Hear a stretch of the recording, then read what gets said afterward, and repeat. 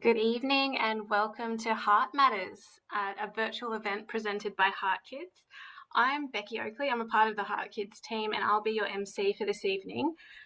This event is designed especially for you, providing information, support and connection.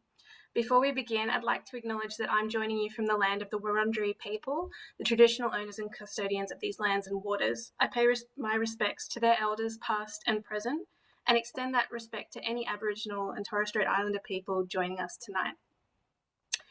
Whether you're familiar with HeartKids or joining us for the first time tonight, we hope this session helps you feel connected to a community of others navigating similar experiences. HeartKids is here to bring everyone together and to share our support and resources with you. I know you might have been expecting Rachel Knowles to be your MC, but unfortunately Rachel is unwell tonight, so unable to join us. But we thank her for preparing to be available, and we do encourage you to check out the fantastic podcast episodes we have hosted by her on our From the Heart podcast.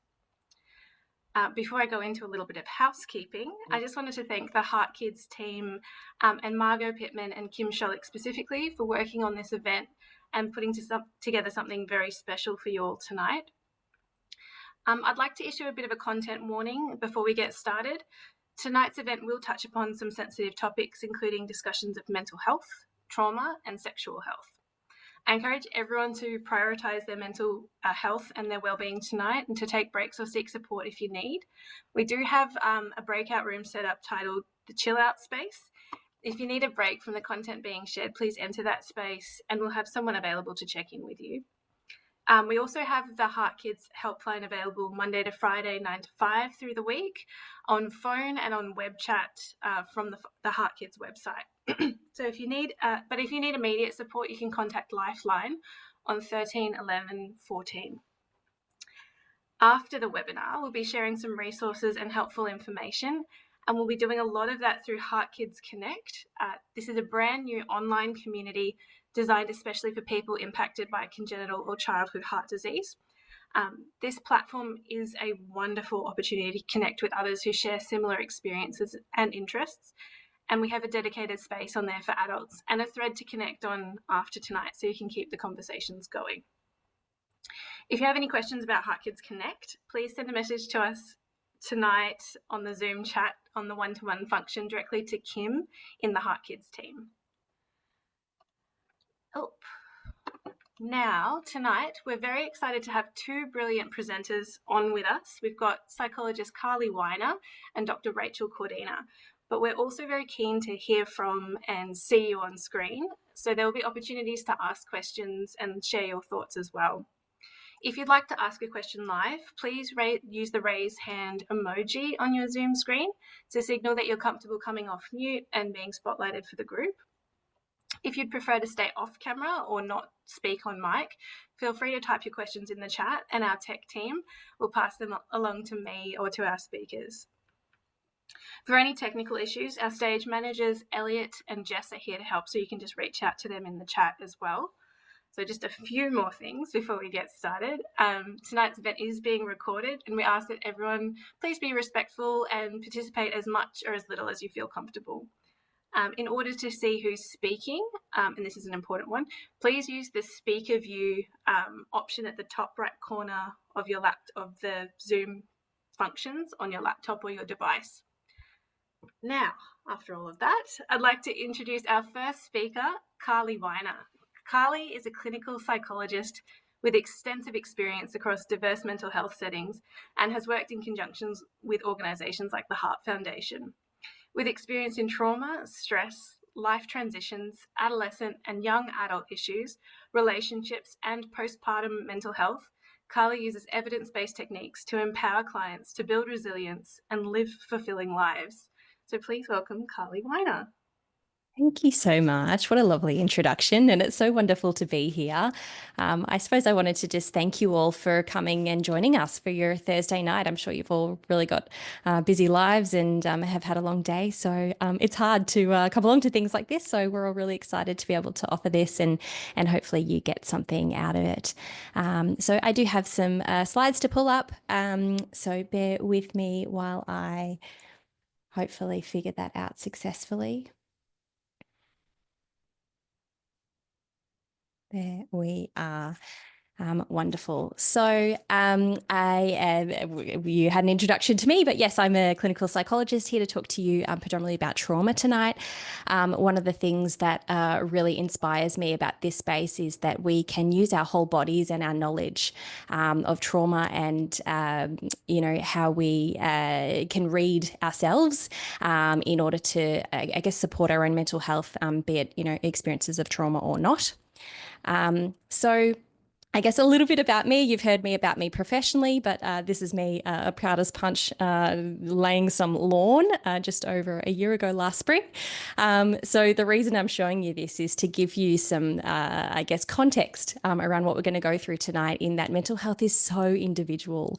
And there are things that, I'm told that you're very experienced in understanding mental health and know a lot about coping strategies.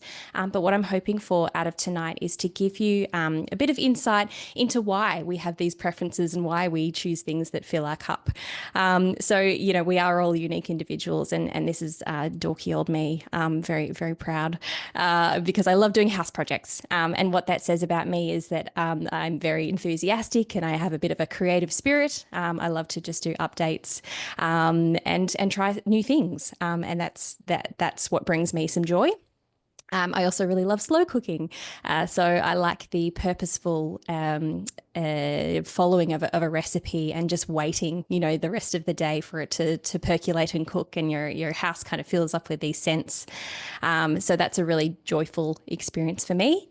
And walks along the beach. I'm really lucky that I live close to the beach. And it's interesting that whenever I go for a walk, I always think that I'm going to, put some headphones in and enrich my brain with a podcast or an audiobook or something. And what inevitably I end up doing is listening to the waves and just really enjoying the silence. By noticing these things that I like to do, it tells me about my nervous system, what's happening inside of me and what some of my preferences are. So that's a little bit about me. I would love to hear something about you. So what's something you like to do after a tough week? What fills your cup, and what does that say about you? Let me see if I can navigate the chat as well. So if you're comfortable taking yourselves off mute, please do so.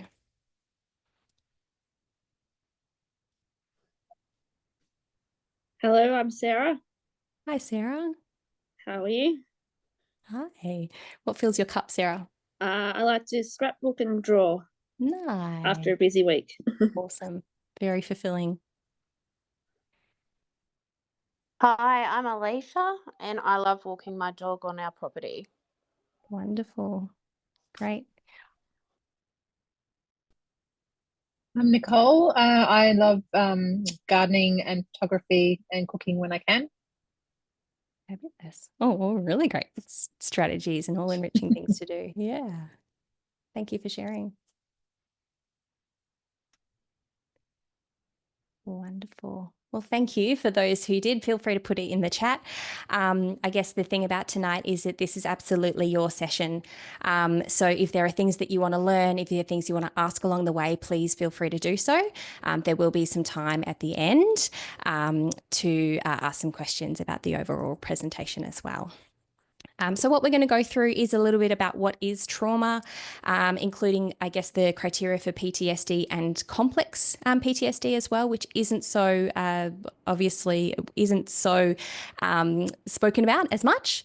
A special note on medical trauma. All of you are here as part of the HeartKids community, presume with childhood onset or congenital heart disease, or you might be carers or family members as well. So medical trauma is really important to talk about and really important to acknowledge.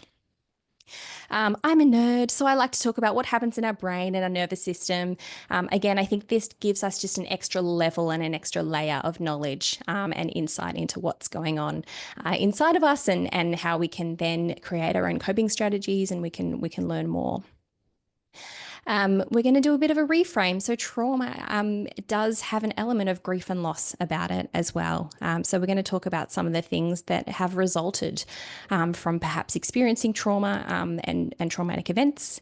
And we're talking a little bit about how we regulate our nervous system, because it's, information is great, but it's also, even better that we can apply it to ourselves. And I'll give you some support options as well. And please, is this what you were expecting? Is there something else that you would like from this session, and we can do our best to cover it? Any other preferences or anything that someone would particularly like to hear about or know about?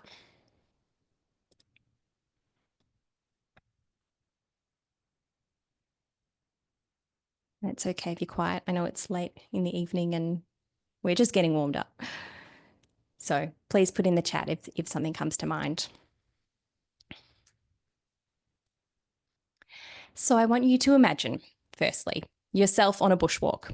So this can be, we're so privileged in Australia, aren't we, that we have so many beautiful bushlands and spaces that we can go. So you're walking on your own through this beautiful bushland. It's very dry because we are in Australia.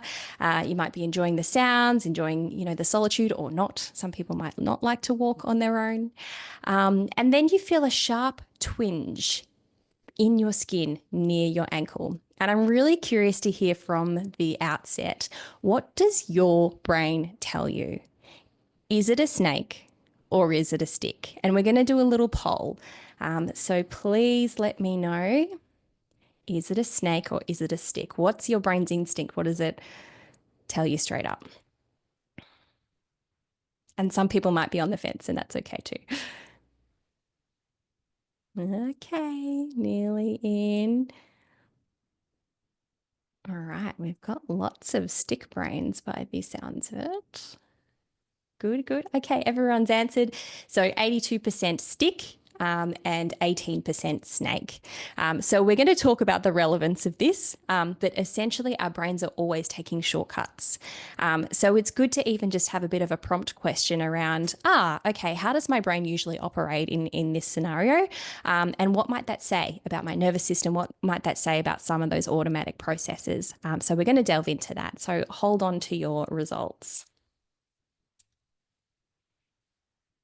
So what is trauma?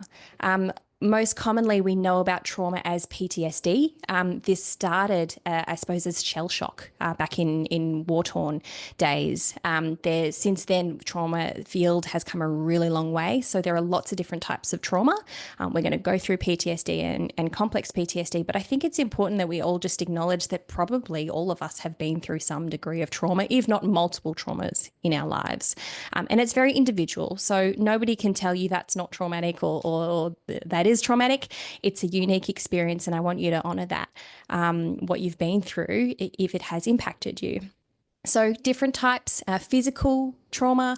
This could be medical. It could be something like a broken leg, for example. Developmental, so things that we haven't sort of met along our milestones, or something that we were prevented from doing developmentally. Social trauma can have a huge impact. So bullying, any sense of abandonment of someone that you love or care about, or maybe the loss of a grandparent very early. All of these things are incredibly traumatic. Isolation, that could even be geography, when we're removed from community or live quite far away. Disasters, so this could mean natural disasters, other medical types of trauma and medical interventions, as well as spiritual, race-based trauma and complex trauma as well. So there are so many different types. As I said, trauma is really common. I don't think we talk about it enough. And what it translates from is a Greek word from a wound. And essentially, a trauma is an incredibly rupturing event. It shatters your understanding of yourself and the world. It stops us in our tracks, and it makes us go, ooh, I wasn't expecting that. Or that gave me a real shock or a real fright as well. So we're going to talk about some of the impacts.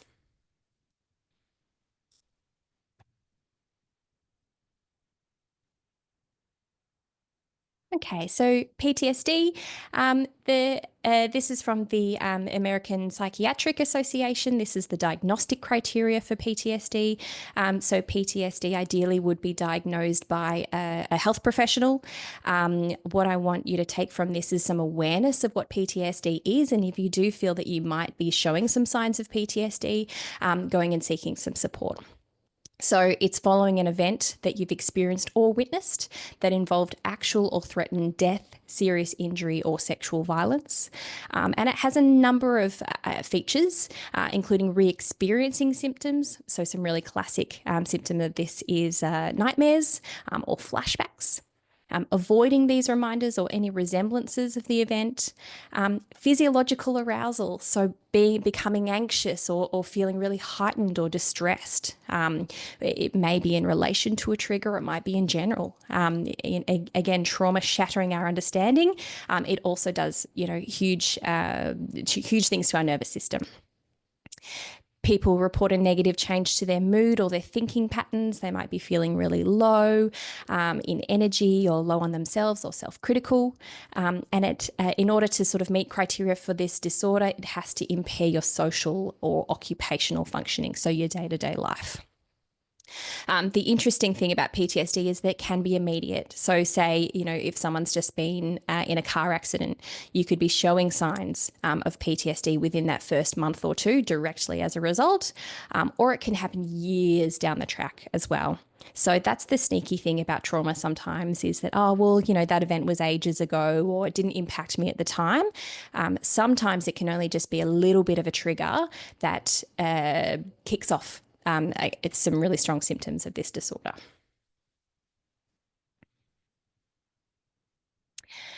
Now, complex PTSD, the reason I have this here, this is much more modern than I guess what's called simple PTSD, even though it's never quite simple.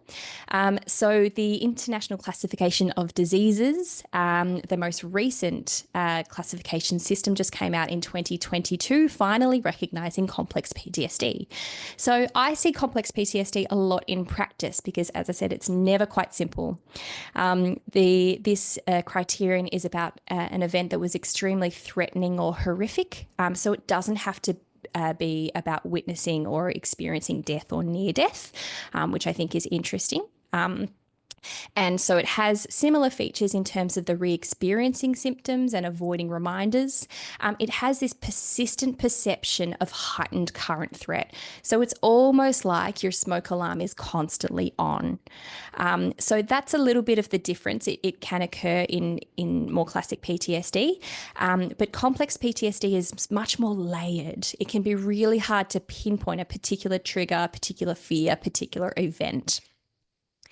The difference with complex PTSD as well is that it has interpersonal symptoms, so problems in affect regulation, so that means managing your emotions, particularly around others. So you might find yourself or someone experiencing complex PTSD might find themselves quite irritable or angry or feel emotionally numb, might have difficulty with relationships, and they might have lots of self-criticisms or different beliefs about yourself, feeling, defeated or worthless, shamed, that sort of thing.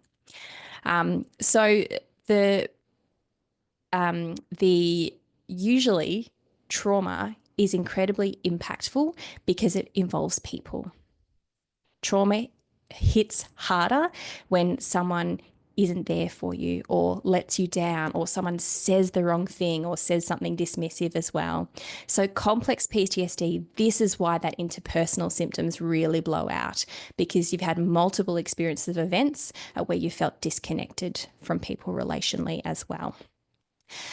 So the reason I'm sharing this with you is to just have some awareness over some of the differences between the different types of PTSD.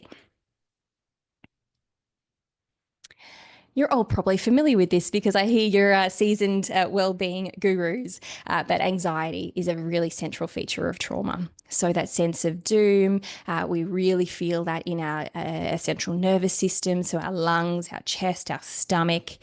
We might notice breathing problems. A lot of people have rapid or shallow breathing. Some people have panic attacks. There's often an increase in blood pressure. Our muscles are tight and they ache.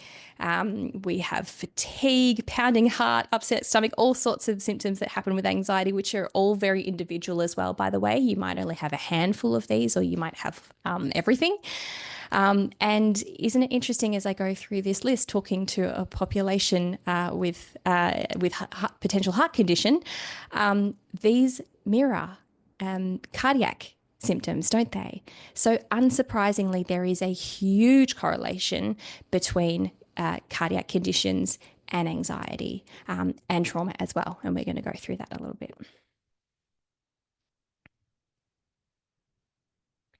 So a special note on medical trauma, because I suspect that's why a lot of us are here.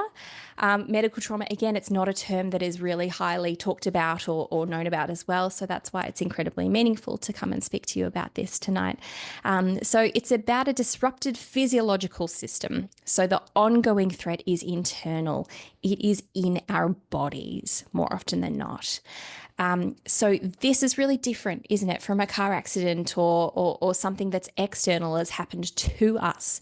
The trauma or the distress or the event is part of us. So it's incredibly difficult to get our heads around. Hey, my body, this has happened inside of me. How are we meant to make sense of it? How are we meant to get a sense of control over your own body? Your trauma follows you, doesn't it? You wake up with it and you go to bed with it. So it might look like persistent intrusive thoughts, so thoughts that come on really strongly and are really hard to get out of your head, really strong memories of health-related experiences. And again, trauma being sneaky, it's not necessarily the first event either. It could be a really tough conversation about diagnosis or prognosis, could be preparing for surgery. It could be any number of medical events that are significantly impactful. So if there's anything that you take away from tonight, it is please acknowledge if something is traumatic. I don't want you to dismiss it. I don't want you to deny it or have other people deny it. This is really real. It's incredibly distressing. There's often reminders. And do you know what? If you're going to appointments, if you're taking medications, any number of things that you have to do regularly, that distress can also come up very regularly as well. It can be hard to avoid.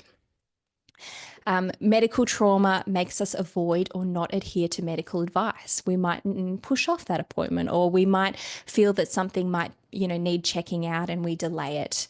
So trauma gives us so much anxiety that often we avoid it or want to avoid it. By the flip side, we could overutilize healthcare. We could constantly make appointments or constantly check up or attend emergency departments as well. So it can work both ways. I'm just keeping an eye on the chat. If there are any questions as well, please feel free to jump in.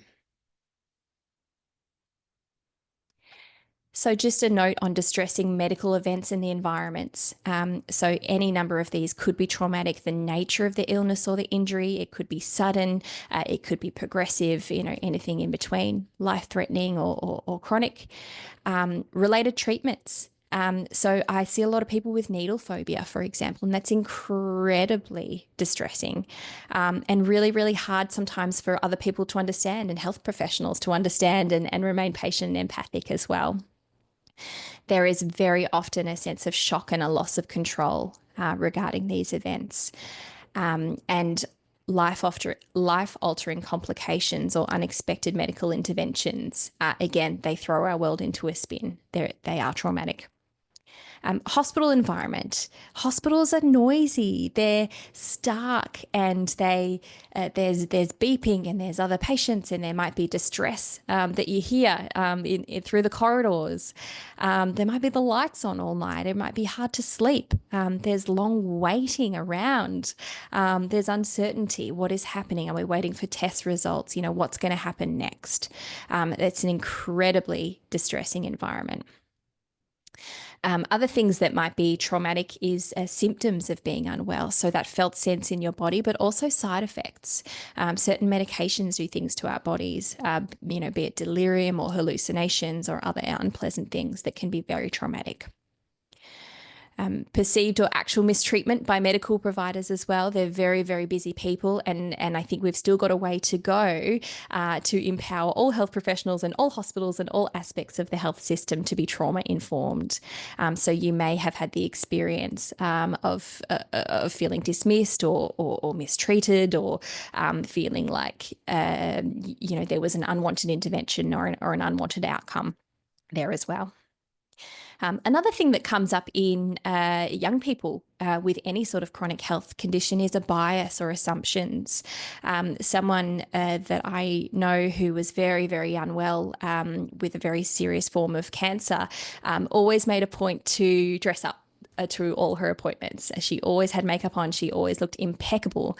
And she constantly was faced with assumptions about how well she was. Oh, you look great, you look well, you can't be sick. There were all sorts of comments that she received, and she was very, very unwell with cancer. So that's something that being a young patient is really, I guess, a unique experience, that there's still this assumption, isn't there, that medical conditions or health conditions are an old people phenomenon as well. So you may have noticed that you have experienced some bias.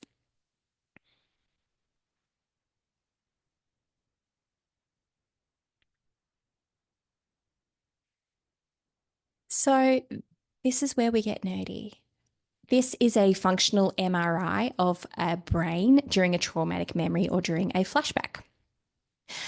So what happens here is our prefrontal cortex. And when looking at this image, I want you to look at the dark spots. So the dark spots mean that things are lit up or they're activated in our brain. So that prefrontal cortex is wired. It focuses on potential threats and becomes a watchtower. So it is scanning the room for potential threats. There's a phenomenon called the weapons effect, which means that if someone is held up by gunpoint, they have no idea what eye color, what hair color, how tall the person was, but they can describe the gun to a T. So our brains are designed to hone in on threats. When we experience trauma and multiple types of trauma, these parts of our brains learn quickly and they become more activated more quickly. So if you have experienced trauma or multiple traumas, you might notice that some of these symptoms are really strong in you, that you might start to scan environments really readily. I know people that go to restaurants and they have to sit with their back towards the wall. They can't have anyone behind them because that sense of threat is so strong all the time. So just behind the prefrontal cortex there, you'll see those two empty spaces. This is the dorsolateral prefrontal cortex, so just behind. It shuts down and it loses that sense of time. So we are stuck in that traumatic moment. It becomes trapped. So this is sometimes where panic attacks come up and we feel completely helpless and we feel really stuck in that moment and we feel out of control. So it's the memory system that is shut down there. We're unable to really tell ourselves, hey, that isn't happening to me right now. Our brain gets hijacked and it just takes over. The hippocampus is strongly implicated in memories as well. So it's really hard to bring about different memories. So I'll draw your attention to sort of the middle and the right-hand side of the brain now. So that's the amygdala. Most of you might have heard about the amygdala, which is the emotion center of the brain. That is lit up, isn't it? So this person's emotions are completely activated, completely overloaded and overwhelmed. What the amygdala does is send signals to other parts of our brain that tell it that shut it down. So it blocks the signal of the thalamus, which is the part of the brain that takes in sensory information. So I don't know if you've ever had the experience where you're just, it's almost like if you smell a perfume that smells familiar, you're completely absorbed by that. And that sense is just completely isolated and that memory just sort of smacks you back in the face. So that's a little bit of that function at work. The middle of the brain there is our internal experience, again, really red, really lit up. Our bodies are really activated during a traumatic memory. The sides of the brain, particularly the left side of the brain, is our relationship with the surroundings. Again, that is shut down. We are unable to determine our place in space or our place in time as well. And I hope this is helpful to go through as well.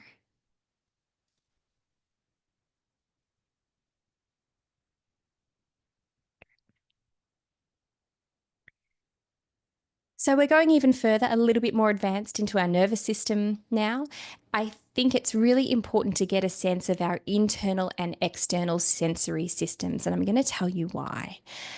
So our nervous system, our sensory systems detect things. They send us signals to then interpret and then act upon. So we have two systems, the internal system and the external system. Interoceptors, which are our heart rate, our breathing rate, chemical balances, digestion, essentially our body's visceral sense system. That's that gut kind of sense. Oh, something's wrong. I shouldn't go down that dark alleyway. That's when we sort of get that kind of like that cringe or that twinge internally. So in the cardiac field, it is theorized that interoceptors are out of balance anyway. So this might be an explanation as to why there's quite high anxiety and trauma in the cardiac population, because our interoceptors are not only used to being disrupted, but our attention is often on them as well. You'll see on the right there's a person breathing, just to remind you that interoceptors are that internal system. Our proprioceptors, this is a little known sensory system, our sense of balance, our muscle tension, and our physical place in space. You can see the swing set on the side there. So proprioceptors, it's interesting as you're going through this list, I want you to have a think about your nervous system and some of your preferences there too. Some people love deep breathing and some people find it really helpful. Other people find it quite difficult and quite triggering as well. Some people love roller coasters. So your proprioceptors, might be really happy on roller coasters, or you can do headstands or cartwheels or whatever it might be that disrupts your balance, and that could be really enjoyable for you. And our external system are our exteroceptors. So classic tips of the fingers. It feels the fire near the hot stove. It sends signals to our brains, and our brains interpret it as, oh, that's fire. That could be dangerous. It sends it back to our fingers and we retreat our fingers. So it sits near the surface of the skin and it receives that information. So one thing I like about teaching people about the nervous system is that we can actually guide our coping mechanisms around some of these preferences. One thing that I often tell people is if you're really struggling with your internal experience, go and sit on a swing set. It's really hard to worry about, that conversation yesterday when you're swinging through the air. So have a think about some of your preferences here. If you feel that one of your sensory systems is overactivated, like I said, around those interoceptors, try using another one. Try doing something external. We could, go, wash our hands under cold water, for example, or go sink our feet in the grass and using our exteroceptors to get out of our internal experience.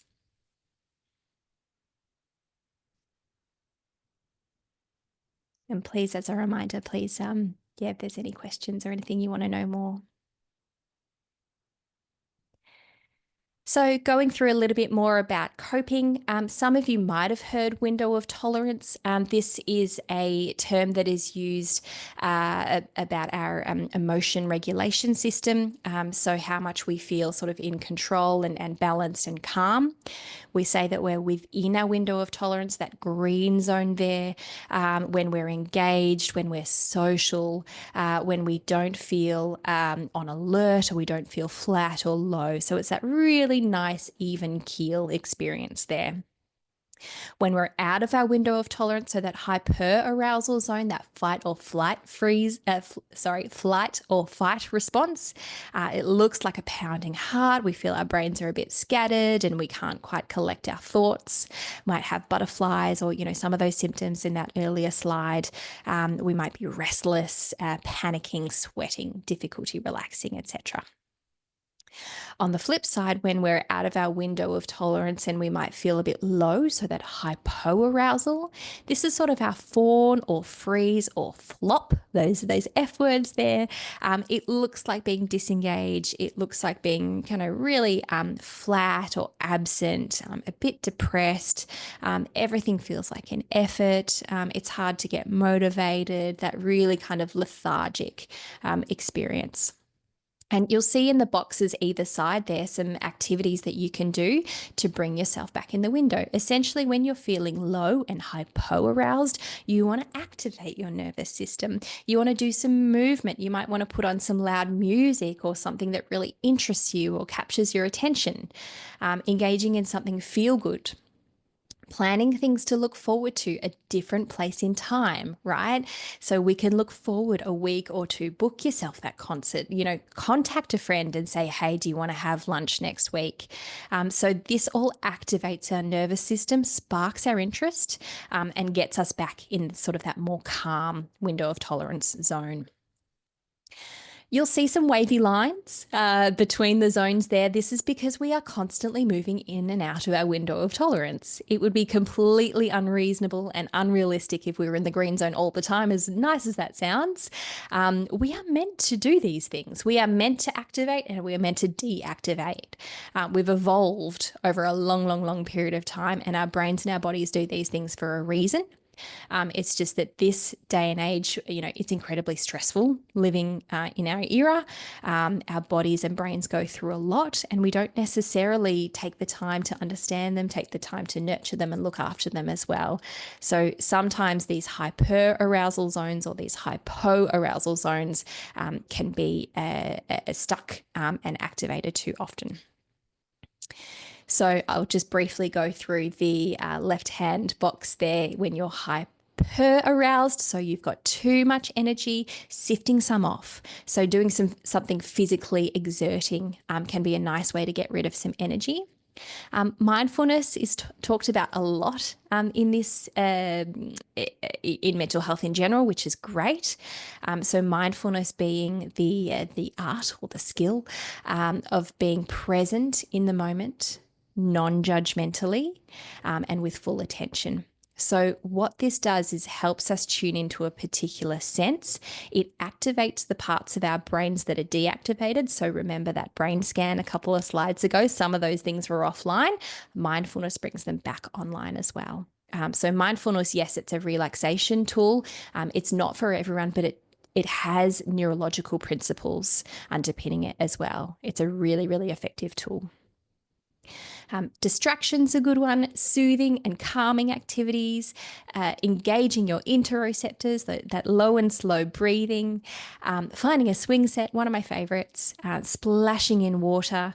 We have a inbuilt survival mechanism called the dive reflex, which slows down our nervous system when we're underwater. So holding our breath underwater can be incredibly slowing and incredibly relaxing from a nervous system perspective. Other ways to expel energy or worries, and again, this is really individual. So this could be talking to a friend, venting, journaling, all those types of things as well. So again, I hope this is useful to just frame, okay, what's happening in our bodies when something is awry or feeling a bit out of whack with my mental health, and what are some things that I can do about it. I can see a question. Any advice for teenagers that are tense and don't want to do any mindfulness or grounding, for example, to relax? Yeah, really good question. Teenagers. So one of my personal beliefs is that without the knowledge of why tools are important and could be helpful, they're really hard to do. Especially if you're feeling stressed and overwhelmed, it feels like a chore. It feels like another thing to do with your time. So it could be around education of the importance of some of these things. It could be, you're welcome to have these slides and share these slides as well around, okay, what's actually happening in my brain and my body. It could be about helping them choose something that they want to do. It could be as a stepping stone, for example, to something else, but helping them feel in control of what's the strategy that they would like to try. So I think it's that it could even be because you're telling someone to do something that they're butting heads and they don't necessarily want to do it. Yeah, so there are a couple of tips there. We'll power on So there are some numbers here. You're welcome to receive these slides. So perhaps I won't go through all of these in detail, but essentially there is a really large correlation between having a childhood onset or a congenital heart condition, PTSD, anxiety, and depression as well. So that top left screen, 21% of occurrence in PTSD compared to 4 to 8% in the general population. So this is a really real phenomenon as well. So I'm glad you're here. I'm glad you're obviously understanding the importance of this. So I will leave some of these figures here and you can refer to them later. The thing that I wanted to go through with you in a little bit more detail is the brain and what happens in terms of our pathways. We talked a little bit about neuroscience. I won't go into too much detail around, the different parts of the brain, but essentially I want you to pay attention to this fast pathway. This is what happens when we experience trauma. So our brains are designed to be efficient and not necessarily effective. So what that means is that we're going to take shortcuts. So that fast pathway, we feel a particular stimulus, we make an assumption. We're really, really good learners. And so when we've experienced trauma, our threat detection is really quick. So it sends signals straight to the amygdala and it tells us to fight, flight, freeze really, really quickly. It feels really automatic. The slower but more accurate pathway is to go through our senses. So the thalamus, it prioritizes the attention, it takes input, and it goes, I'm going to send it to my thinking brain. I'm going to access my memories. I'm really going to evaluate this environment. What's the most accurate thing to do here? And tell us whether to keep calm or tell us whether to panic as well. So in other words, this is the snake or the stick. So those of you who are snake brains, have a think about your fast pathway. Is it activated a lot? Do we need to get some of your senses and some of your, other elements of your brain online in order to unlearn some of that? It's an unlearning process. Now, I am conscious of the time, but I did want to just reframe trauma a little bit for you because it can feel really scary. It's very clinical and lots is happening in my brain. But really, again, this is a really personal experience. And trauma is also a loss. It is something that has happened that means something else has not happened. And so there's a whole bunch of losses on this screen. This isn't intended to depress you or make you feel that there's a whole lot of things that you've potentially missed out on or that trauma results in. It just goes to show that we're all human and it all impacts us differently. So some of the things that might be relevant, a loss of a normal, quote unquote, childhood. So what are the things that you could or could not do? What did you have to explain to people? How did people treat you? There are so many layers of all of this. I want to touch on the loss of a care team. So if you've transitioned from the childhood system, which is really supportive, and you might have had the same health professionals and developed really close relationships with them, and suddenly you're thrown into this adult world and you're expected to do things on your own and they're totally different providers and everything's a bit unfamiliar. Of course, when we're talking about bodies, there's a potential of loss of privacy, scarring, having to disclose things. You sign up to a gym and they ask you about your health conditions and you're forever explaining it to people. Loss of fertility or your future plans might be uncertain, sex drive, and, all the things that young people and people in general, want to just have control over as our bodies. It's not necessarily so. Can see a couple of questions and I'll see we have time for them at the end. So we are powering through. So some of you might have heard about the 5 stages of grief. It has been debunked a little bit in terms of it's not this linear process.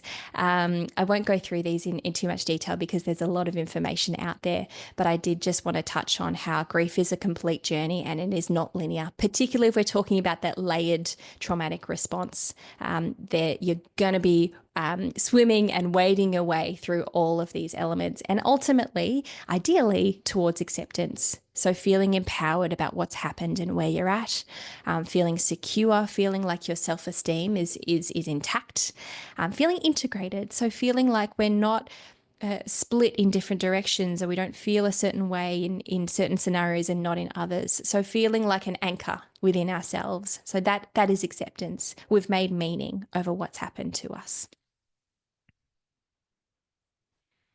And finally, I just wanted to touch on treatment and support.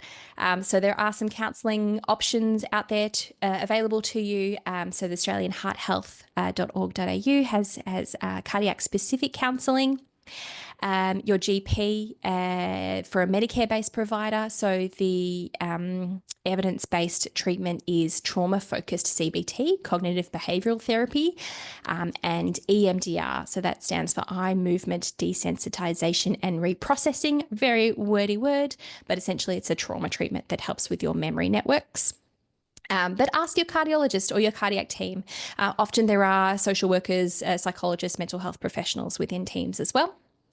And digital options. Don't discredit digital options. There are some fantastic trauma resources and trauma programs, trauma treatment programs out there. So if you live regionally, if cost is an issue, if you're not quite sure about whether you want to go and see your GP or go and see someone else about this, try some of these digital options. And of course, peer options as well. What better than to connect with people who have been through similar experiences? So HeartKids, there is a helpline, there is a live chat, and there is a fantastic new peer forum called HeartKids Connect as well. So please check it out. There are podcasts out there, there are blogs, all sorts of things to be able to connect with others as well. So I have raced through a whole bunch of information for you. So thank you so much. Thank you for your time. And if there is some time or any questions, I'd be happy to answer them. Thank you so much, Carlye, for that.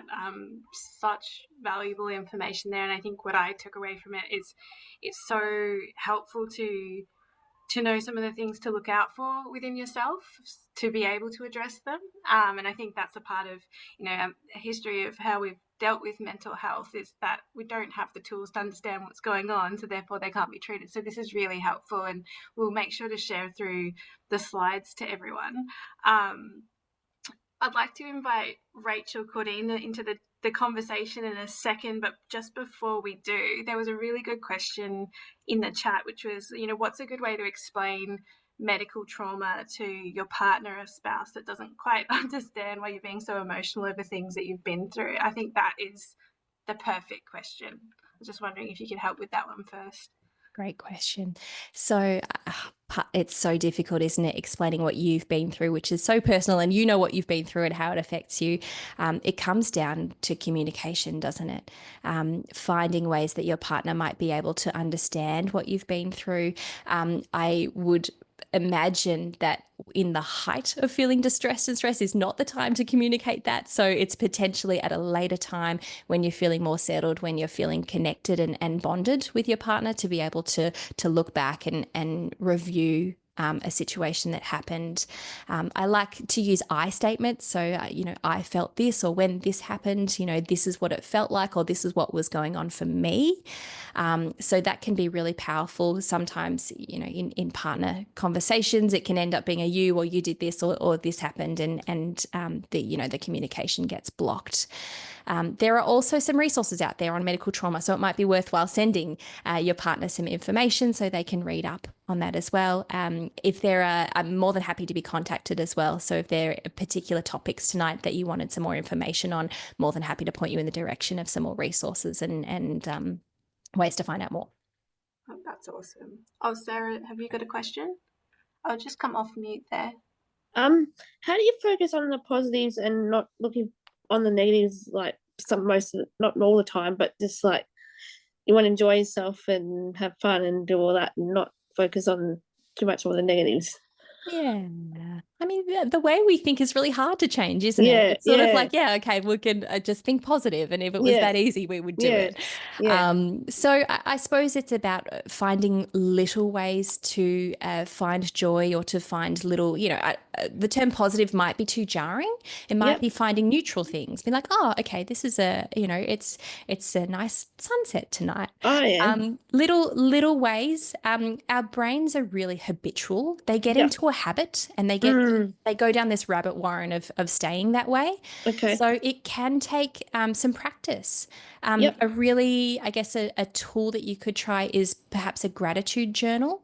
Yep. Finding 3 things every day that I'm grateful for, or that I enjoyed, or that Oh I yeah. appreciated. Because yeah, can I just say something else too? Like when I go away on holiday, sometimes I don't want to go, but I know by the third day I'm having fun and stuff like that. It's just a regular thing with me. I don't know why, but yeah.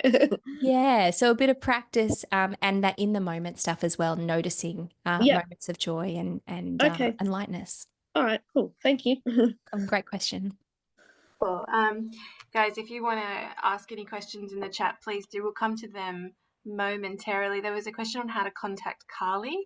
I think we can probably connect people through to Carlye via us if you want to message HeartKids. Would that be right, Carlye? Absolutely. Yeah, you can. I can put my email address in the chat as well. You'll have that Awesome. as well. So you're welcome to contact me. Fabulous. What I'd like to do now is a little bit of crossover conversation. I'd like to introduce Dr. Rachel Cordina. Rachel is a clinical academic cardiologist with experience in adult congenital heart disease, pulmonary hypertension, Indigenous health, exercise physiology, and maternal cardiology.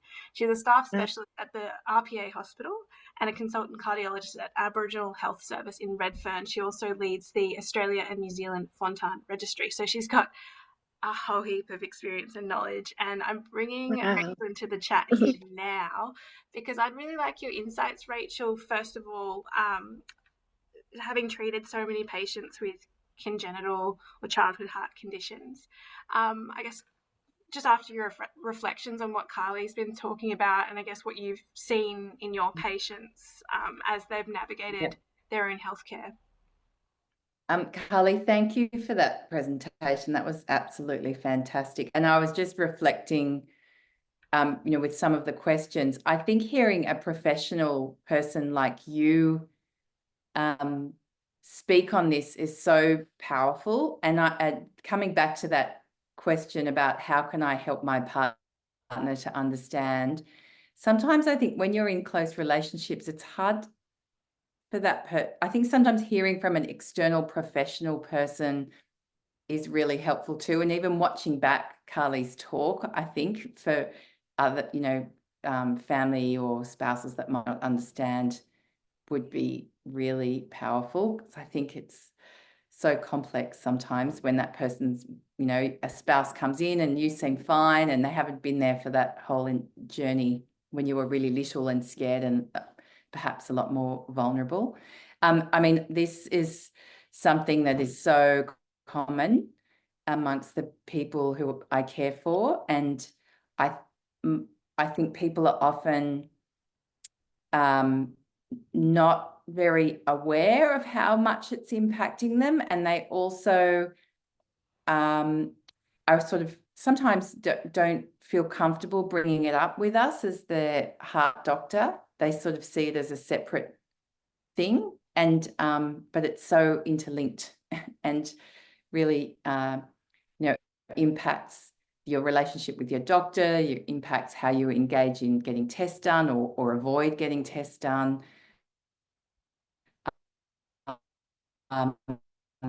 And yeah, so it's so important, that brain journey. Yeah, that's such a good point. And Carlye, I'm just wondering if you've ever given people advice. Sorry, Rachel, you're breaking up a little bit. I was just going to ask Carlye, have you, I suppose, given your patients any advice on how they might speak to their doctor about these things and bringing these things together when obviously we've got one body, but we're going to different health professionals for different treatments, but sometimes we need that holistic approach. So I'm just wondering how we bridge these healthcare professionals? Yeah, I suppose firstly, a really strong relationship with your healthcare professional is so important, irrespective of mental health. So I would say that from the outset, building that relationship, building on communicating with them.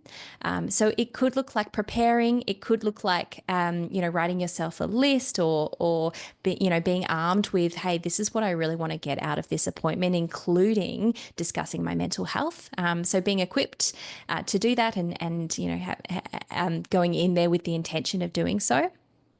I think as a system, we've got a ways to go, haven't we, to recognize these things and make time for that sort of whole person mentality. So I guess it's a bit of a mission of mine as well to help educate health providers, help educate, systems that we need to embed mental health. I know the UK have, I think, recently embedded a mental health professional in every cardiac team across the UK as well. So that's been a huge campaign of a colleague of mine, Lisa Morton, who's who is a person with lived experience and an academic and a mental health professional as well.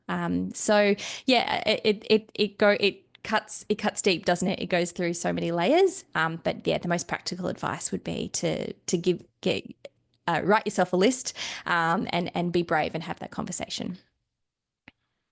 Yeah, and I guess, Rachel, like if someone does bring up to the GP or cardiologist that they do have these issues and they're not feeling like they're being heard, what do we do then? Yeah, that's really tricky. And I think there's some of us are more aware of what a big deal this is than others. And that sometimes can be challenging because, doctors, like other people and other professions, there's all sorts of different personalities and interest areas and things like that. But I think it is really important that you feel comfortable bringing it up. And I think most of the cardiologists who regularly care for people who have congenital heart conditions are aware that this is a really big issue. Sometimes I find, and Carlye, I note how in one of your final slides you asked people to sort of go to their GP and be referred to a psychologist that does have health trauma expertise. And I think that's so important. And sometimes GPs may not understand that specific thing. And so talking to your GP and your cardiologist and seeking out a psychologist that's got a particular interest and they're not just dealing with, normal relationship things and other stuff that many community psychologists might deal with. What do you think about that, Carlye?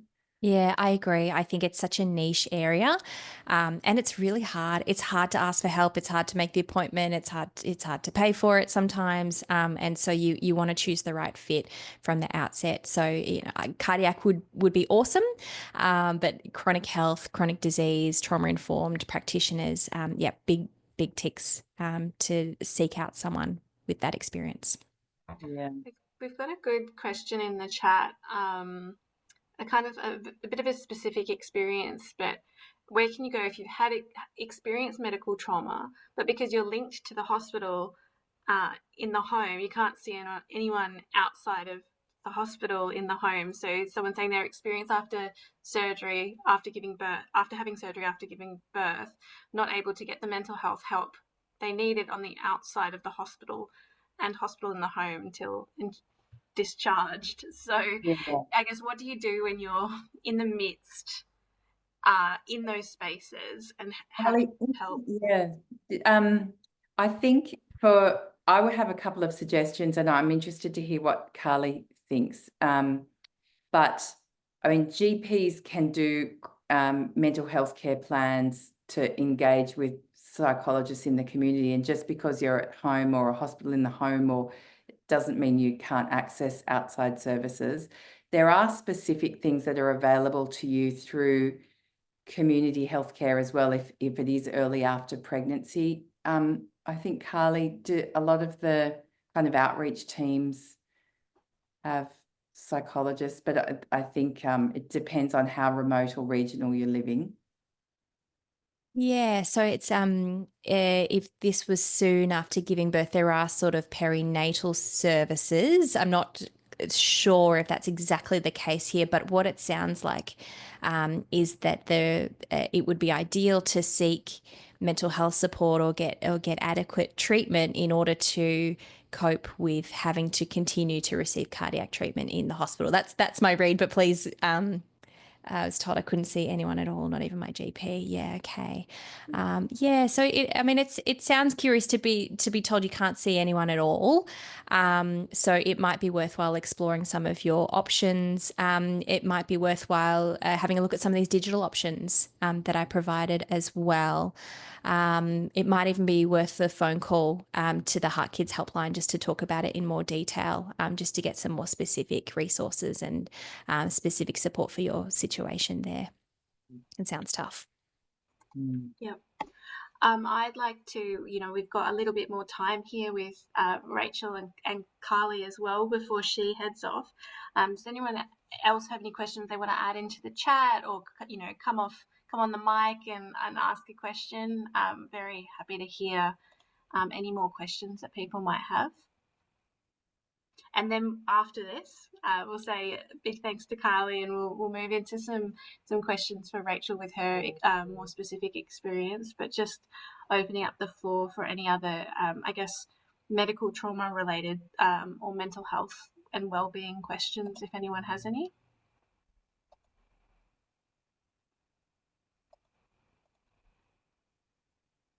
Alrighty. Well, what we might do in that instance is say thank you so much, Carlye. Oh, here we go. Wait. We've got a question. What is your advice for teenagers changing into the adult care system, feeling nervous? That's a really good question. I know that that's a very common experience, and I think something both Rachel and Carlye might be able to address. And then we've got a second question. Is there help for parents that have experienced medical trauma after a child has had a medical episode, which is also a great question. So, if we can start with the kind of transfer or transition question and advice for teenagers, that would be great. Yeah, sure. So firstly, it's a really tough transition and a really well-known difficulty, isn't it, to transition from a whole different system. A lot of people say they don't feel ready, or they don't want to, or they're really comfortable in that system as well. So really, really tough for teenagers. The first thing I would ask about is, what are the health professionals doing to enable a really smooth transfer of care for that young person as well. It could look like, introductions. It could look like choice of providers. It could look like explaining how the systems might be different. So feeling that young person might be feeling completely anxious, nervous, out of control. There are so many unknowns and uncertainties. What information can we give them, and what assurances can we give them that their information is going to be transferred, that care is going to be as continuous as it possibly can be.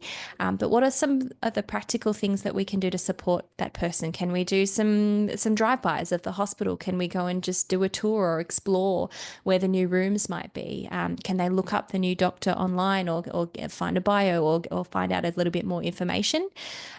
Information increases certainty and decreases that sense of uncertainty. So that would be some of the things that I would be looking out for to help that sort of rocky transition there. There might also be some resources in the hospital around, patient liaison or other resources as well. Rachel, you might know a bit more than me in this space there to help that transition. And it depends on the region as well, doesn't it? Some hospitals have connections with the child hospitals as well. So there's quite a few unknowns, and I'd be looking to know more. Yeah, I think you're absolutely right. It varies very much from pediatric hospital to pediatric hospital, how well we're equipping teens to move on to adult services. And some of that just depends on resources and things like that. But it's always really scary. And I think all the things you suggested are exactly spot on. I think like helping your child to know what that person looks like, look them up online, maybe even if they've had any little talks online and things, so they sort of know what they're expecting. But the other thing is reassuring, I think, your child that you as the parent are not going to be just cut out of the relationship, and that it's a sort of slow thing that happens over several years where that young person builds independence and confidence, and everybody's different, and there's not going to be an expectation that they'll hit adult world and have to know their diagnosis and speak for themselves, and we know that's not the way it is. So and there was another really good question that popped up, Carlye. I know I'm not supposed to be fielding the chat, but it was about the sound of a mechanical heart valve. And that's come up for my patients a few times. And I'm not a psychologist, but reframing and trying to think about that. What are your tips about that? Yeah, exactly. So ticking of the mechanical valve, struggling with it. So we'd probably want to explore what is it for him that is going on. Is it preventing him from sleep, for example? Is it a reminder of his medical event? Is it medical trauma at play there? So exploring some of the things that he's really struggling with, and then using that to guide towards some assistance. So I suppose the thing that comes to mind for me is that, you know, how do we turn this traumatic experience into an experience of meaning, and to an experience that he can accept, and that, you know, that stage of grief around integrating his narrative and his experience into something that's happening now, and that he's, you know, had this really big intervention, and that's been for a really important reason as well. So probably it's a complex one. I'd probably say a mental health professional might be one to unpack that with him, and help him make meaning, and help him accept that ticking and that experience.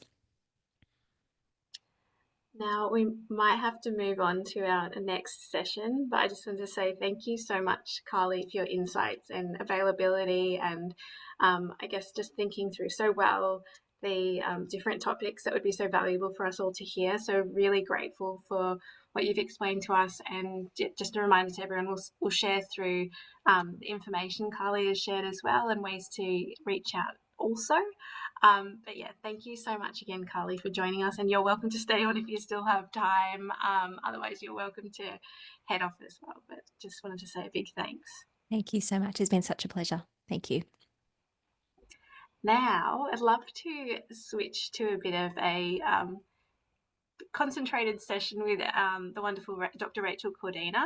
As I mentioned earlier, Rachel's knowledge spans so much. It's so broad and so deep. She's really embedded in the adult congenital space. So this time that we have now is really just for you guys to ask any questions that you might have about being an adult with a congenital or childhood acquired heart condition. We're happy to field questions as they relate to exercise, sexual health, aging, menopause, navigating the healthcare system. There's so much that we can talk about here. So I'm just opening up the floor. Feel free to put questions in the chat. You're welcome to put your hand up, and Frederick Tan, go for it. Yeah, I've got multiple questions. It's physical health. I left my not my GP. I transitioned to the Royal Melbourne. Last week I had my last meeting with my cardiologist. I think October. Forgot to ask him an important question, but I want your thoughts on this because I couldn't find a paper that has a good detail of this. I run every day, 5 kilometers every day. Enjoy it, and I find it really fun. I was just wondering, is it possible for me to hypothetically run a marathon in under 6 hours? Great question. So it depends is the answer. Some people who have congenital heart conditions can be elite athletes. But it really depends on your physical abilities that you were born with. I know no matter how hard I trained, I would never be able to run a marathon in that time. In fact, I'm not sure I'd ever even be able to run a marathon.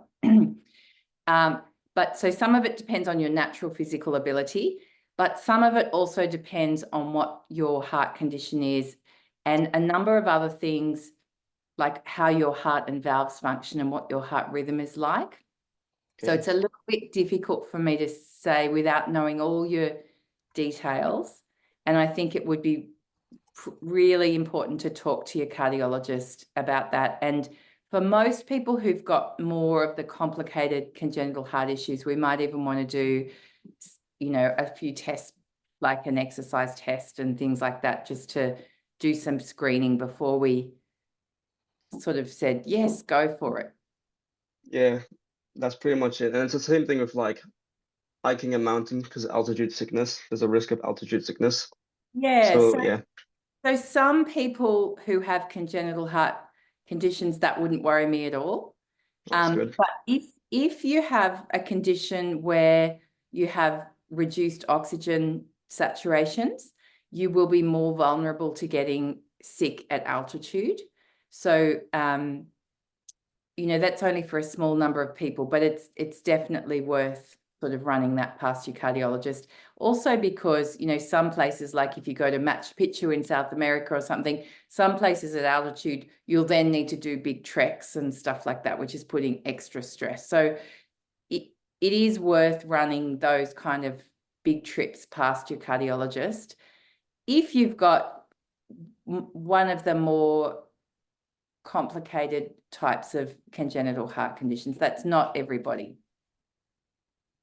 So like dextrocardia, basically like I'm basically missing some tubes. My heart, like a Fontan, I have a Fontan surgery, so Okay. something like that. So for most people with a Fontan circulation, running a really fast marathon is tough.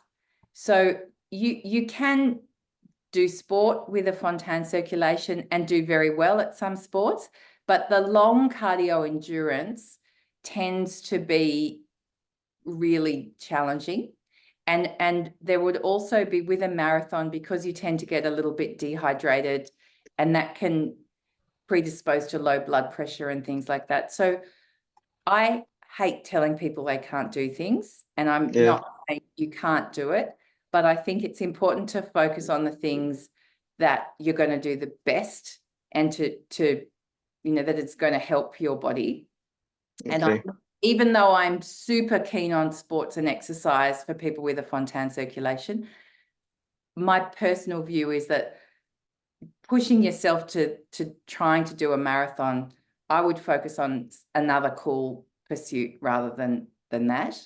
And altitude, for most people with a Fontan circulation, if it's not extreme, it's not going to be a huge problem, but it's definitely worth checking with your cardiologist about, because everybody's different. Everyone with a Fontan circulation, having a Fontan circulation is like being a beautiful snowflake, and everybody's a little bit different, which is one of the reasons why I think Fontan physiology is so interesting, because everybody is different. You can't just bunch everyone into one group. All right, thanks, doctor. No worries. Thanks, Friedrich. What a great question. And I agree, Rachel. I've been learning more about the Fontan procedure, and it's just absolutely incredible what doctors are able to do and the lives people live. Yeah. I've got a couple of questions, and then Sarah, I can see your hand up too. I'll come to you in a moment. The first question was, is there any research on having pre-existing heart disease and MHT? I'm wondering if that's menopausal hormone therapy potentially, and I'm not sure. Yes. Sorry. Yeah. And general guidance of being on MHT. Great question. So we're actually working on a sort of expert statement at the moment on menopause across like an international statement, because there really is hardly anything known about it. It really, and it's really annoying when you're at one of these things and then the doctor keeps saying it depends, and doesn't ever answer a question. But if there are some situations where I might be a little bit more worried about going on to hormonal treatments. For example, if you have a Fontan circulation and you've had blood clots before and you're not on a blood thinner, that kind of situation, or if you've got low oxygen levels, that'd be things that I'd want to check with my cardiologist. Are there any big studies about it? No. There are some studies, though, about the impact on risk for blood clots and things like that. So we can apply kind of some sensible scientific principles to people with congenital heart issues, but there's very little data out about there specifically for women who have congenital heart conditions and hormone replacement therapy, which sucks. And that's what this big statement's about, is drawing attention to that we need to do better about it. Yeah. Oh, thanks, Rachel. No, that's fine. I didn't think so, but I just wanted to make sure that I hadn't missed anything when I have cleared it with my liver specialist. Yeah. It's really interesting because since even when I started like doing PhD research and things like around 2009, 2010, like back then it was all about survival and, you know, and like even all these incredible advances has now resulted in this aging population of people. Mm. And the focus is now we're all like, oh, shivers, like, you know, now we've got to work out how to really look after everyone as they're entering old age, because, you know, everyone was focused before on all the cute little children and helping them to survive. And then everyone started having babies, and now everyone's, you know, like becoming older. So it's like there really is like this pioneering generation of people that we're sort of still learning about how best to look after them. Mm. And that's such a good question to ask, because, you know, us at HeartKids, we can write this down and now pick Rachel's brain even more and see where the, you know, the information goes, and we'll just keep track of it, because you're absolutely right.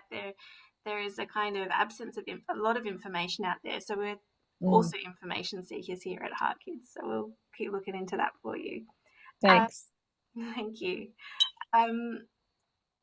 I've got a question that is a bit beyond me, because there's another initialism there. But the question Michelle asked, can I please ask what the two types of pacemakers procedures for CCTGA?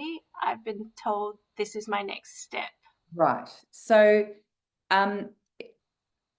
it's a bit tricky because there's lots of different things that you might be referring to here. So the usual pacemakers that we use are a lead on the inside of the heart through the blood vessels, and we put one in the atria in the top collecting chamber and one in the pumping chamber. We can't do that.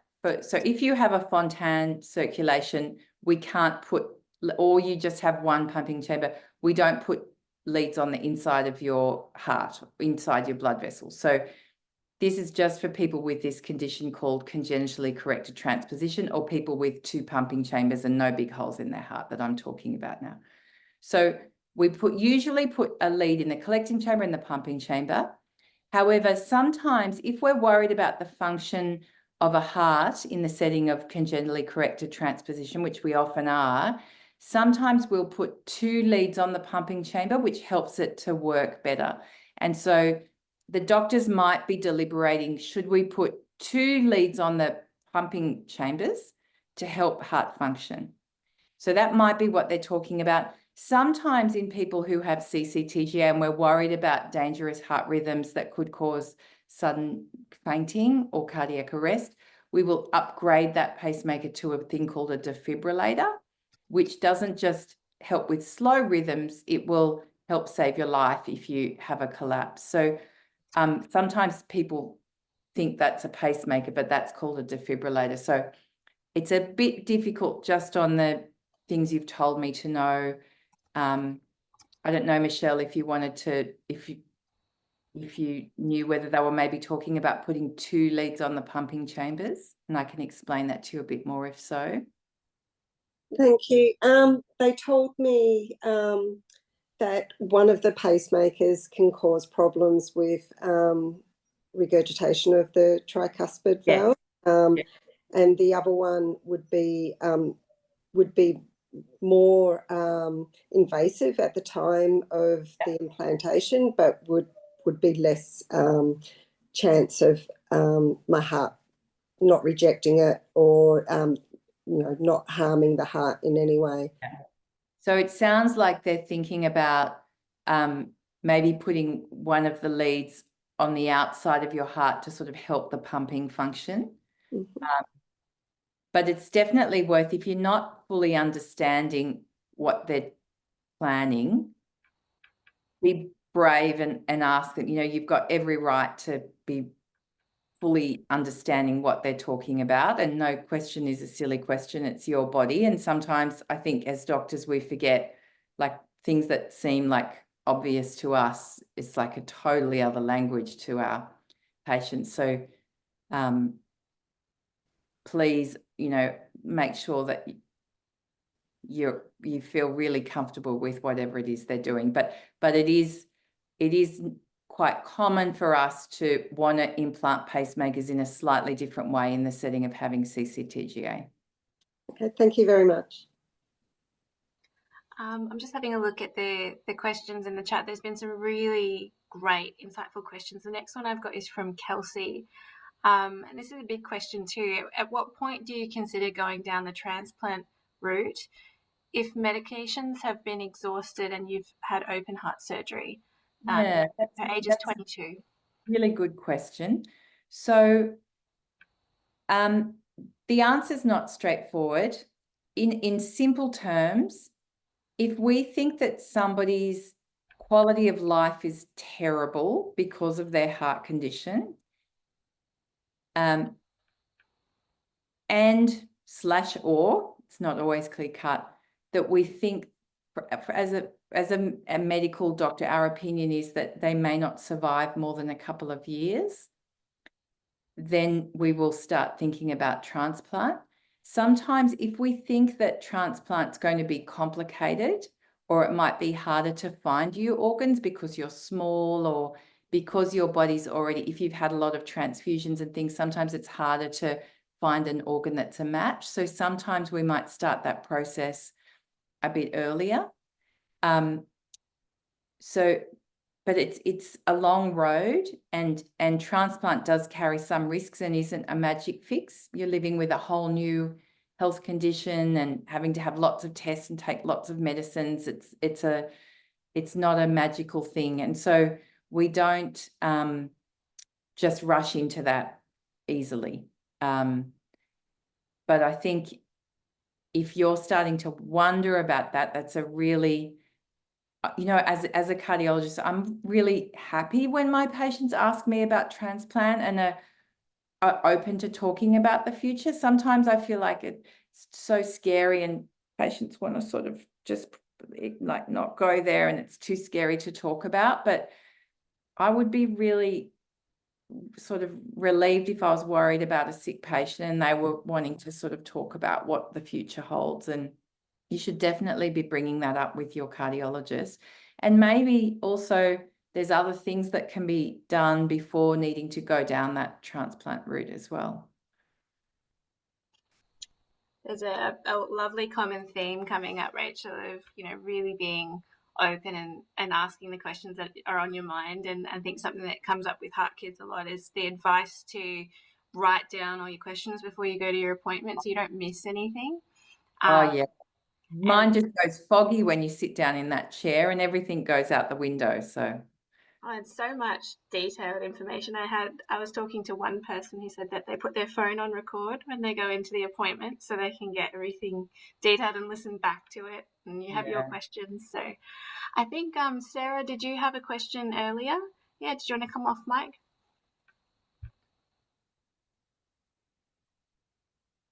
Hello. Are you really from RPA? I'm really from RPA. I watched that show. It's on tonight. Oh, I dodge it. I hate it so much. And Professor Sellermeyer, my work uncle. Yeah. Sort of like my work husband, but that sounds creepy. He's a little bit older than me. He loves it. Yeah, so me always too. like puts his hand up, and we have to do cases together, and I'm usually like hiding in the background, or he'll Yeah. see my hand like pointing to something. That was Yeah, a no. fantastic question. Okay. Yeah, so my question is, I'm 41, I'm a heart kid, and I've had 4 open hearts. And I'm just wondering about the future myself at the moment. So yeah, Yeah. what's happening and what's going on. So Whereabouts are you? Which state are you in? I'm in Melbourne. I'm in the Dandenongs. So some people do need multiple operations in their life. Yep. And there's actually no cutoff for us about how many operations we can do. I've got some patients who are still doing really well who've needed to have 5 or 6 operations. Yeah. Ideally, we try and avoid that where we can, and more and more we're able to do things up through the leg. But rather than the number of operations, what we are thinking about in terms of what the future holds and whether we need to transplant is how the heart pumping and relaxing function's going, and whether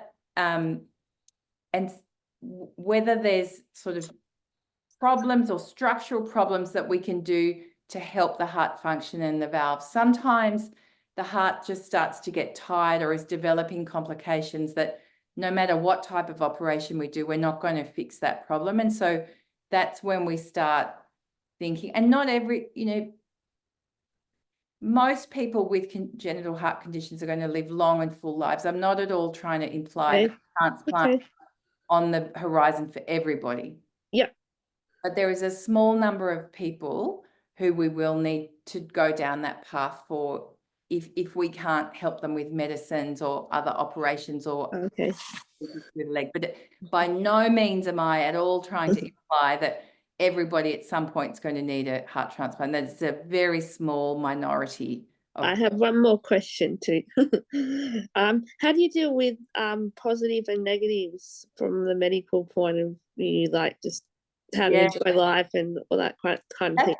A really good question. And I sort of alluded to it before when I said I really try for us to focus on all the things you can do and not the things you can't do. Like we do tend to, I think also as doctors, like traditionally we've focused very much on you can't do this, you must exercise, you must, do blah, blah, blah, blah, blah.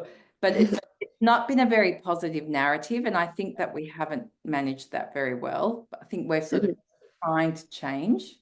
Okay. But I really do think that it's hard to change your frame of thinking without having help. Yeah. And having even if it's just a few sessions with a psychologist to give. It's really hard. Like any habit, like when you're in that habit, especially when you're 41, trying to break out of those habits. I know this for myself personally as well. Like it takes a lot of time. It's like training any muscle or any, train your brain. Yeah. And if you can, and there are ways through your GP to get a mental health care plan and seek out a really good psychologist who I've got one. and talking to them about it and sort of saying like, this is what I'm really keen to work on, is reframing the perspective on things. Because sometimes I think when you're known to a psychologist, you get into the groove of just talking about the same shit over and over again. You can definitely bring that up as something that you want to start working on. Okay, thank you. Awesome. Thanks, Sarah, and thanks, Rachel. We've got a couple more questions, and I'm conscious of time. We do have a little bit more time, but please keep submitting the questions through so we can get through a few more before we try and finish in about 10 minutes or so. I just wanted to point out that we had a comment in the chat just on the menopause conversation earlier. When someone's commented, I'm 50 and been told the same with their cardiologist, who told me we are the first women coming through with congenital heart defects and getting to menopause. Loved hearing your thoughts are in line with this. Good luck with the research. So that's awesome. I got a question here. Can you please suggest any strategies about how to talk to a new cardiologist who has little lived background about your heart journey, unlike the cardiologist you had prior who knew your background story? That's hard. And some of it comes down to personality. And I think it takes time to build up a relationship with somebody. But I think, you know, if you are not feeling like you're really connecting with that person, also you're not married to them as well. So I think it's important that you seek out someone who's an expert in what you have. But you know, if you're not feeling understood or heard, that's not good. And so I hope you would all feel comfortable sort of trying to navigate away if that person wasn't hearing you or helping. But it does take time. It's really hard. And I know, you know, sometimes when I've had a first consultation with someone and I've said something that made them feel upset or misunderstood, and it's so hard to get back from that and sort of try and, you know, give it another chance and build the trust. But it's like any relationships, it's hard sometimes. I don't have any magical answers for you, unfortunately. That wasn't a very good answer. I think it was a great answer because it's kind of about trusting how you're feeling and sensing someone out, and you know, having that moment to test out, you know, are they really listening to me? Are they getting it? And then if you get to a point where it's like they're not, then that's where that advice of. But give it some time. I think it takes a couple of consultations, like to get a feel for someone and try and give them the benefit of the doubt. You know, if they've said one dumb thing, I know I've said plenty of dumb things, and you know, if someone's sort of let me know, I feel so terrible about it, but I'll try harder next time. Yeah, awesome. I wanted to quickly ask you, Rachel, because I guess there is the question around, you know, how do you coordinate your healthcare team around you, and you know, how do you talk to your GP about your heart condition? How much do they know, and how do you know if they're giving you the best advice, and are they always the right person to give you the right advice? Yeah. So I think for people who have pretty simple congenital heart conditions, it probably, you know, most of the time you can trust what a GP is saying. But for people who have pretty complex things, I think, first of all, the first thing I want to say is that moving from child pediatric land to adult land, you'll be encountering way more specialists who have no effing clue what you have. Even if you tell them and they'll go look it up, they still won't have a proper understanding. Medicine is so complicated these days. Even if you see a heart specialist, an adult heart specialist, they will really not have a good understanding what you have unless they're a congenital heart cardiologist, and they might not even realize what they don't know. So you all have to be advocates for yourself. And if you do have a highly complex thing like a Fontan circulation, you really, any kind of medical decisions do need to include your own cardiologist who has expertise in what you have. For example, it's not safe to have a boob job in a small private hospital, or even probably have your appendix out in a little private hospital. For many women, it's not safe to go on to the combined oral contraceptive pill, but the GP won't know, and they'll just well-meaningly say, oh, yes, here, have the pill. So you all need to become advocates for yourself, and you don't need to memorize all your different things, but have a few key things. There's a great app that HeartKids has. I tell patients just to use the emergency screen in their phone, because then, you know, you don't even need a security code. Just a few key things and a contact.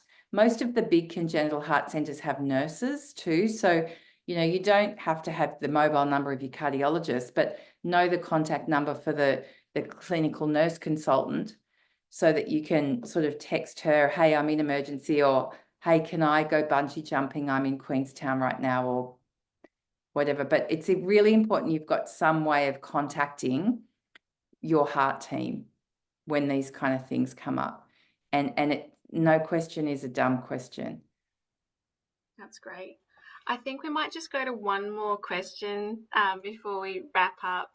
It's a very interesting one. Is there any research or info about the effects of COVID or multiple COVID infections on adult congenital heart defects? That is a very good question. There's quite a lot about acute COVID. Last time I looked, there was very little or nothing on long COVID. I admit I haven't looked very recently, though. I think even in the general population, we're still kind of... I think there's 150,000 peer-reviewed research papers just on long COVID and 400,000 on COVID. Yeah. But I mean, a lot of the research... but nothing on specifically on heart disease pre-existing. Yeah. And I still don't think, even though there's all those papers, that we still properly understand what long COVID is, why it happens. We still don't know the right treatments for it. There's lots of experimental things. Yeah. But I think that we're still a very long way off understanding what long COVID is and how to help it. Yep. Some awesome and deep and really important questions tonight, and I'm really grateful for everyone for showing up and for being brave and asking all of these, fantastic questions. Rachel, thank you so much for your time. It's a really special thing to get the time of a cardiologist, and particularly one who so specifically has your specific expertise as well. So just wanted to say thank you on behalf of HeartKids. We really appreciate you, and just to everyone else as well. We've got obviously our HeartKids helpline. We've got our website with a resource library too. So do have a look through that. We've got some good info on there for both adults, for teenagers, for kids. Also, our helpline is a really good way to get referrals to vetted specialists and doctors, or we can do some digging behind the scenes to then find out some good people to link you to. And it's also a good way for us to keep track of what you guys want to know as well, because it's all within the same team, that the helpline and the webinars. We're very tiny HeartKids, so we're all talking, and we're also talking to our fabulous healthcare professionals as well, all along the way. But yeah, so thank you to everyone, especially you, Rachel. I'm just going to go back to my notes to see what I'm meant to be saying. Oh, that's the other thing. We hope you found tonight valuable. After this, we'll be sending you through some more info, things that we chatted about, a bit of a survey as well, which we'd love for everyone to complete. We'd love for you all to join HeartKids Connect and to continue conversations in the thread that we've set up there. I mean, there's been some brilliant topics brought up, and we can keep receiving questions and then finding answers for you as well. We can be that connecting part for you. But that's all for tonight. Big thanks to everyone again for joining, and we hope you enjoy the rest of your evenings. Thank you. Thank you.